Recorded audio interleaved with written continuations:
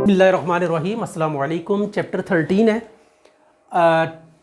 Inverse trigonometric functions के बारे में हम लिटिल बिट डिस्कस करेंगे, लेकिन अभी फ़िलहाल हम एक्सरसाइज है 13.1 क्वेश्चन नंबर 1, ये sign inverse 1, sign inverse -1 and likewise ये कुछ इन्वर्स ट्रिग्नोमेट्रिक फंक्शंस दिए हुए हैं।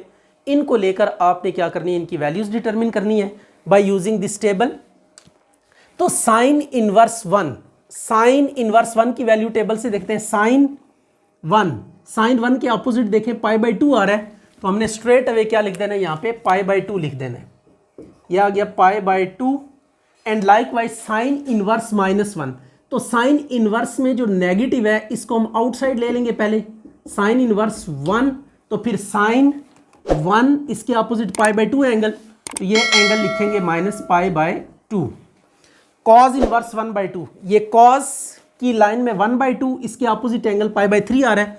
तो हमने क्या करना होता है, फंक्शन से वापस एंगल की तरफ जाना होता है। It is π/3।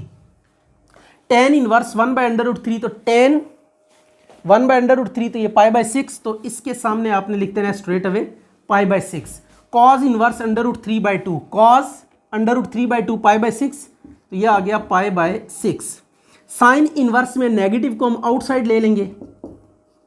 जब भी फंक्शन की जो वैल्यू आ रही है उसके ऊपर अगर नेगेटिव है तो नेगेटिव साइन में आउटसाइड आ सकता है, टेन में आउटसाइड आ जाएगा। सिर्फ और सिर्फ सीकेंड और कॉज में जो नेगेटिव है उसका इम्पैक्ट ज़रा डिफरेंटली होगा। बाकी तमाम ट्रिग्नोमेट्रिक फंक्शन में इसको हम आउटसाइड ले लेंगे। साइन इन्वर्स 1/√2, साइन 1/√2, ये π/4 आ गया, तो ये आपके पास आंसर आ गया। लाइकवाइज टेन इन्वर्स में भी नेगेटिव को हम आउटसाइड ले लेंगे, -10 इन्वर्स 1/√3, और टेन इन्वर्स 1/√3, 1/√3 10 के अपोजिट देखें तो ये π/6 आ रहा है, तो इसको लिखेंगे π/6। कॉट इन्वर्स -1, कॉट की हमें टेबल से वैल्यू नज़र नहीं आ रही, इसको थीटा के इक्वल लेट करेंगे। कॉट इन्वर्स -1, कॉट को उस साइड पे ले जाएं तो ये हो जाएगा cot theta is equal to -1। फिर कॉट 1/10 के इक्वल होता है, कॉट को हम लिख सकते हैं 1/10 थीटा इज इक्वल टू -1/1।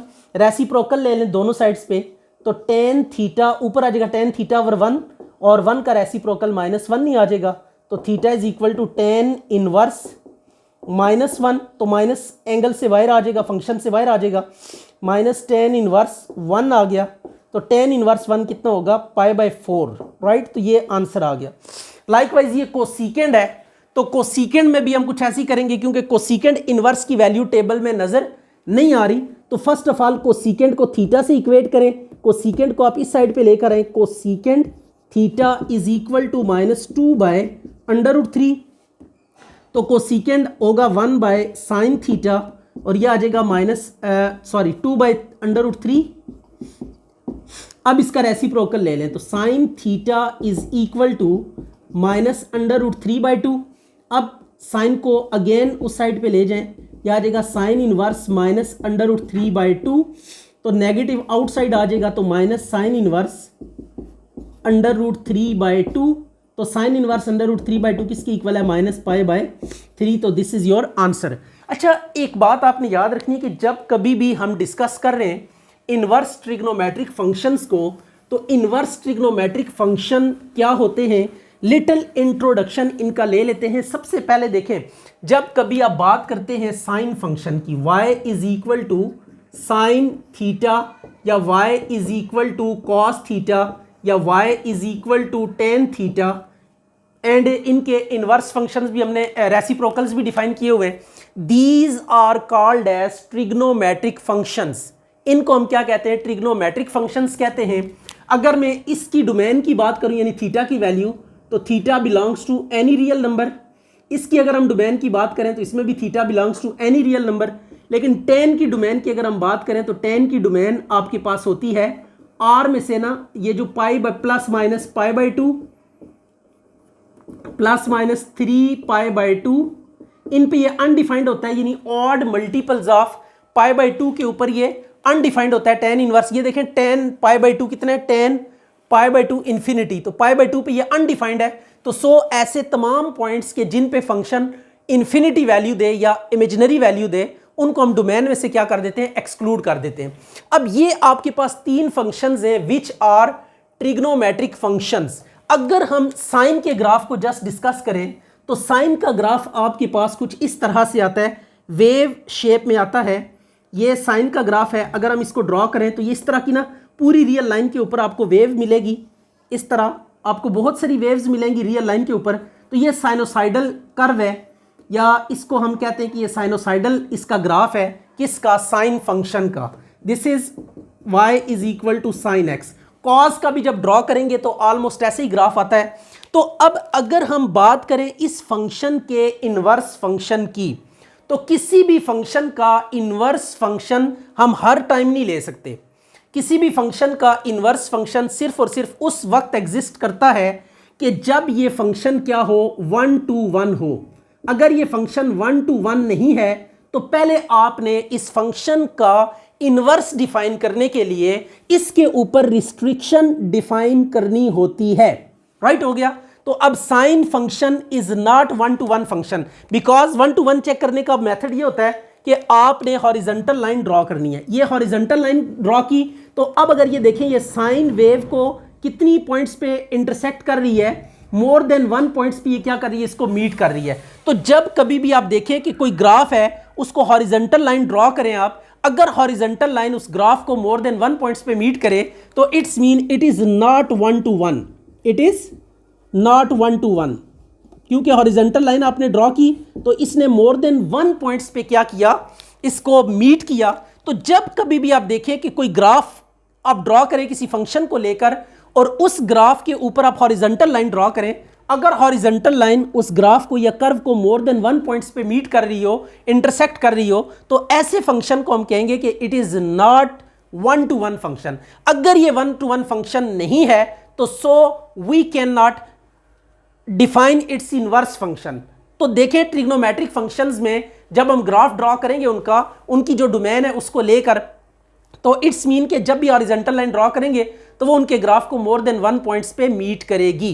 तो मीन इनके इनवर्स फंक्शन इस डोमेन को लेकर हम डिफाइन नहीं कर सकते। तो so we must have to make some restrictions ताकि ये फंक्शन जो है ये क्या बन जाए, 1 to 1 बन जाए। अब साइन फंक्शन को हम 1 to 1 कैसे बना सकते हैं, इसको हम चेक कर लेते हैं। तो इसको 1 to 1 बनाने के लिए देखिएगा ज़रा, ये हमें प्रोसीजर अडॉप्ट करना पड़ेगा कि हम इसे ना इस तरीके से ड्रॉ कर लेते हैं साइन फंक्शन को, लाइक दिस जी। अब देखें अगर इस ग्राफ की मैं बात करता हूँ, जस्ट इस ग्राफ को हम अगर कंसीडर करें, ये देखिएगा ये ग्राफ अगर हम जस्ट कंसीडर करें, बाकी तमाम पॉइंट्स को हमने क्या कर दिया, इग्नोर कर दिया। हमने जस्ट इतने ग्राफ को लिया, इस हिस्से को लिया। ये रिस्ट्रिक्शन का मीनिंग यही होता है कि हम फंक्शन का बहुत सारा रीजन क्या कर देते हैं, इग्नोर कर देते हैं। अब जितनी मर्जी हॉरिजॉन्टल लाइंस ड्रॉ करें, इस ग्राफ को जस्ट एक पॉइंट पे आपको मीट करती हुई नजर आएंगी। तो मीन टू से कि अब इस फंक्शन के अगेंस्ट आप क्या कर सकते हैं, इस फंक्शन को लेकर अब आप इजीली इसका इन्वर्स फंक्शन डिफाइन कर सकते हैं। लेकिन इसके लिए आप देखें कि ये मैक्सिमम कहाँ पे होता है, π/2 पे ये मैक्सिमम होता है, और नेगेटिव मैक्सिमम कहाँ पे होता है, -π/2 पे ये नेगेटिव मैक्सिमम होता है। तो अब इसका मतलब ये है कि अगर हमें इस फंक्शन का इन्वर्स फंक्शन चाहिए तो हमें इसकी डोमेन को क्या करना पड़ेगा, रिस्ट्रिक्ट करना पड़ेगा। कैसे, हमें ये करना पड़ेगा -π/2 is less than x is less than equal to π/2, -π/2 से +π/2 तक इस साइन की डोमेन को रिस्ट्रिक्ट करना पड़ेगा।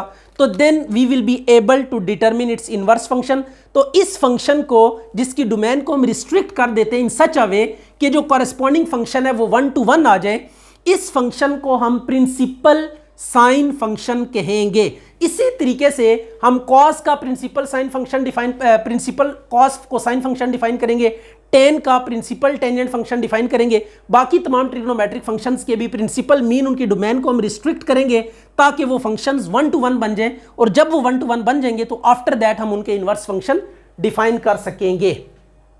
अब ये आपके सामने प्रॉब्लम्स हैं, इन्हें हमने प्रूव करना है। या तो इसको लेकर ये फॉर्म आपने डेवलप करनी है या इसको लेकर ये फॉर्म डेवलप करनी है। तो हम साइन को लेट कर लेते हैं, let alpha is equal to sine inverse 5/13। अब आपने साइन इनवर्स को इस साइड पे मूव करना है, यह आ जाएगा sine alpha is equal to 5/13। अब साइन से कॉज की वैल्यू हमने टेन फाइंड करना है। देखें साइन को एक को हमने एज्यूम करना होता है और दूसरा फाइंड करना होता है। अब टेन हमने डिटरमिन करना है, तो टेन का फार्मूला हम जानते हैं कि टेन किसके इक्वल होता है, टेन होता है साइन ओवर कॉज। टेन किसके इक्वल होगा, साइन बाय कॉज। तो अब सबसे पहले हम इस साइन से कॉज की वैल्यू डिटरमिन करेंगे, साइन और कॉज यहाँ पे सब्स्टिट्यूट करेंगे, टेन की वैल्यू आ जाएगी। तो अब हम फार्मूला यूज करते हैं, since sine square alpha plus cos square alpha is equal to 1। Sine के नीचे साइन की वैल्यू पुट करें 5/13 का square plus cos square alpha is equal to 1। यह आ जाएगा 25/169 plus cos square alpha is equal to 1।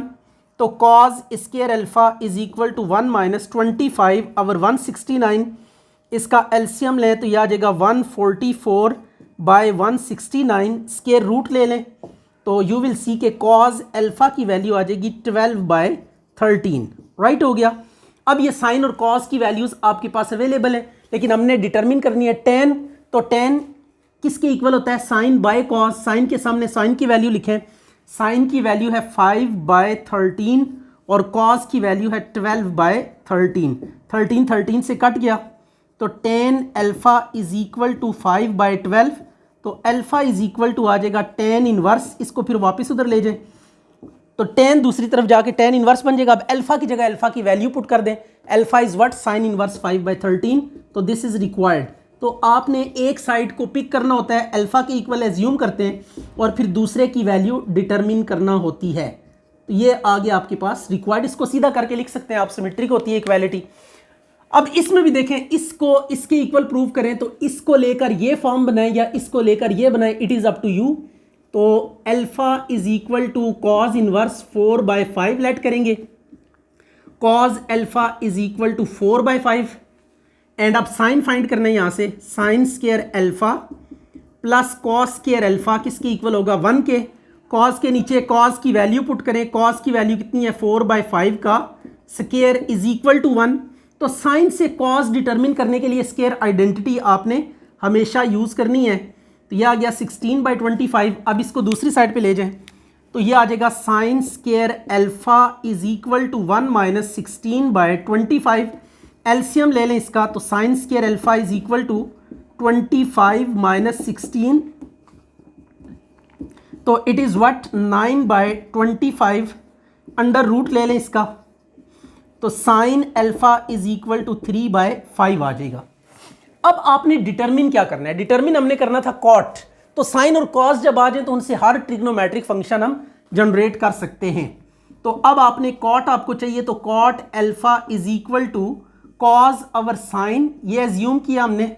Cos के सामने कॉस की वैल्यू लिखें दैट इज 4/5 एंड साइन के सामने साइन की वैल्यू 3/5। ये दोनों वैल्यूज आपने सब्स्टिट्यूट करनी है, करने के बाद 5/3 यह आ गया कॉट अल्फा। कॉट को आप दूसरी तरफ ले जाएं तो ये हो जाएगा कॉट इनवर्स 4/3 और अल्फा की जगह अल्फा की value that is cos inverse 4/5। तो ये आ गया cos inverse 4/5 is equal to cot inverse 4/3 as required. अब आपने क्या करना है, थर्ड इसका पार्ट है, इसमें भी आपने बिल्कुल वही काम करना है। अब आप देखें अगर तो ये आउटसाइड 2 आ रहा है, इनवर्स फंक्शन के साथ 2 आ रहा है, तो देन आप बाउंड है कि आपने इसी को एज्यूम करना है। तो अब हम एज्यूम करेंगे let alpha is equal to cos inverse 4/5। 2 को छोड़ दें, 2 को नहीं एज्यूम करना, बाकी जो 2 के साथ है इसको एज्यूम करें cos alpha is equal to 4/5 and cos से साइन की वैल्यू डिटरमिन करें, sine square alpha plus cos square alpha is equal to 1। Sine square alpha plus cos की वैल्यू पुट करें 4/5 का स्क्वायर इज इक्वल टू 1।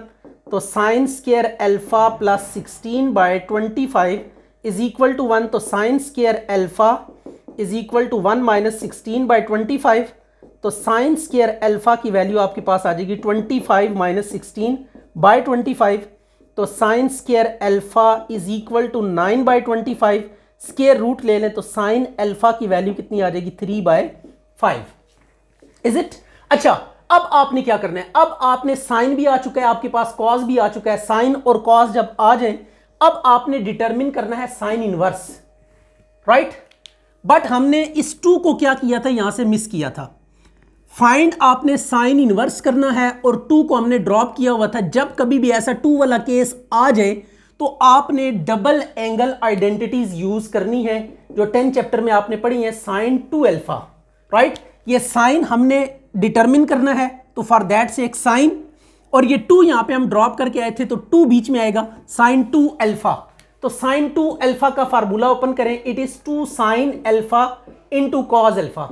अब 2 sine alpha के नीचे sine alpha की वैल्यू लिखें 3/5, कॉस अल्फा के नीचे कॉस अल्फा की वैल्यू 4/5, तो 2 3 6, 24/25 आ गया साइन 2 अल्फा। अब साइन को दूसरी साइड पे ले जाएं तो यह आ जाएगा साइन इनवर्स 24/25, और अल्फा की जगह अल्फा की वैल्यू पुट कर दें, दैट इज कॉस इनवर्स 4/5। तो यू कैन सी कि यही हमने एक्सप्रेशन प्रूव करनी थी, तो ये आपके पास रिजल्ट जो है यही हमने डिटरमिन करना था। तो यू कैन सी के अब ये देखिए, जब कभी भी अगर तो 2 नहीं है तो फिर आप किसी एक को अल्फा लेट करके दूसरा डिटरमिन कर लें, साइन से कॉस डिटरमिन करके फिर जो भी आपको रिक्वायर्ड है वो फाइंड कर लें। और अगर 2 आ रहा है साथ तो 2 को ड्रॉप करके 2 वाली साइड पे जो भी फंक्शन है उसको आप अल्फा के इक्वल लेट करें, साइन है तो उससे कॉस, कॉस है तो साइन कॉस डिटरमिन कर लें, और फिर जो फाइंड करना है वो डबल एंगल के साथ आपने क्या करना है, डिटरमिन करना है। तो आप वैल्यू सब्स्टिट्यूट करके अल्फा को अलग कर लेंगे, you will get the required result.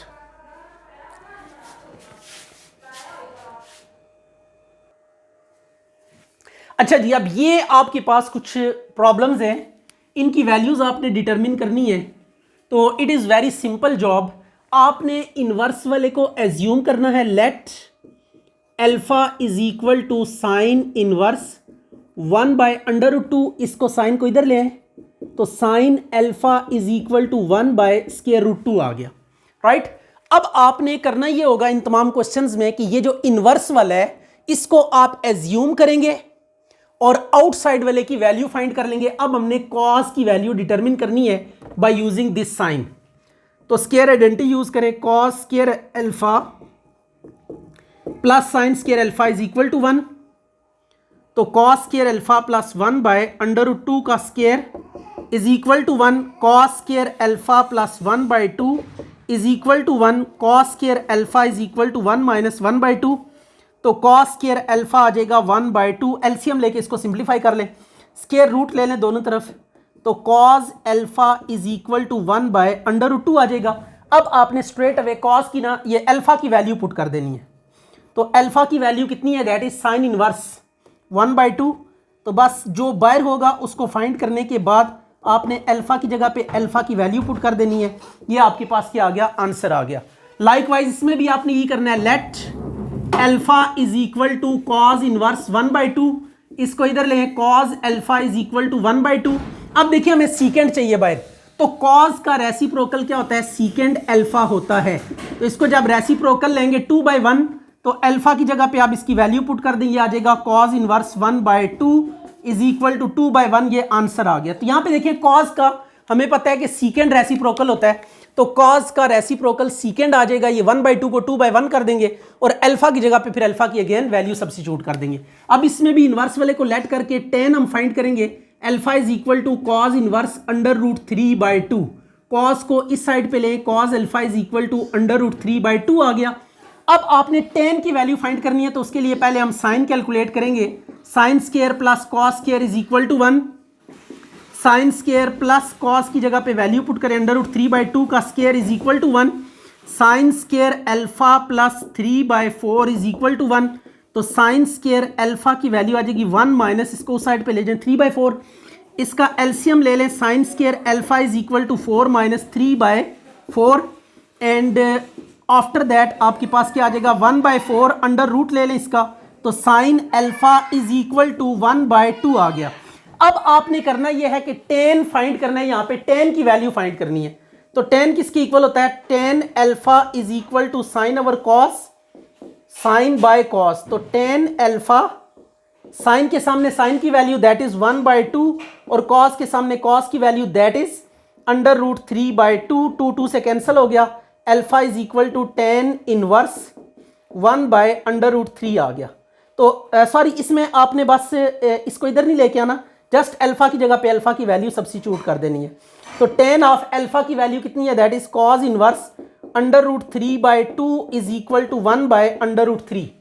अब आपने क्या करना है, कोसिकेंड फाइंड करना है इससे, तो लेट करते हैं likewise alpha is equal to tan inverse -1, tan alpha is equal to -1। अब आपने यहां से कोसिकेंड साइन का रेसिप्रोकल होता है, तो सो आपने यहां से साइन कैलकुलेट करना है। तो ये एक स्केयर आइडेंटिटी है, सीकेंड स्केयर, बल्कि आप इसको ना कॉट में कन्वर्ट कर लें। कॉट में कन्वर्ट करेंगे 1 का उलट 1 नहीं होगा, तो tan कॉट का रेसिप्रोकल होता है, ये कॉट tan का रेसिप्रोकल होता है, 1 का रेसिप्रोकल 1 नहीं होता है। अब कॉट में एक स्केयर आइडेंटिटी है, that is cosecant square alpha minus cot square alpha is equal to 1। तो अब आपने क्या करना है, कॉट की वैल्यू पुट करनी है, तो यह आ गई -1 का square is equal to 1, cosecant square alpha -1 का स्केयर, ये नेगेटिव है ना, तो स्केयर की वजह से ये माइनस खत्म हो जाएगा, -1 का +1 हो गया, तो 1 को दूसरी तरफ ले, cosecant square alpha is equal to 1 + 1 हो गया, तो cosecant square alpha is equal to 2, square root ले लें बोथ साइड्स पे, तो ये आ जाएगा cosecant alpha is equal to √2। हमने कोसिकेंड ही चाहिए था, तो ये देखिए ये कोसिकेंड आ चुका है। अब अल्फा को अल्फा की वैल्यू से रिप्लेस कर दें, तो अल्फा की वैल्यू कितनी है, दैट इज कोसिकेंड अल्फा की जगह पे आप क्या लिखेंगे, दैट इज tan इनवर्स -1। अच्छा, एक बात ध्यान में रखिएगा कि यहाँ पे आपने नेगेटिव वैल्यू लेनी है, बिकॉज tan इनवर्स में भी माइनस बाहर आ जाता है और कोसिकेंड में भी नेगेटिव आउटसाइड आ जाता है, तो so we put minus over here, यह आ जाएगा -√2।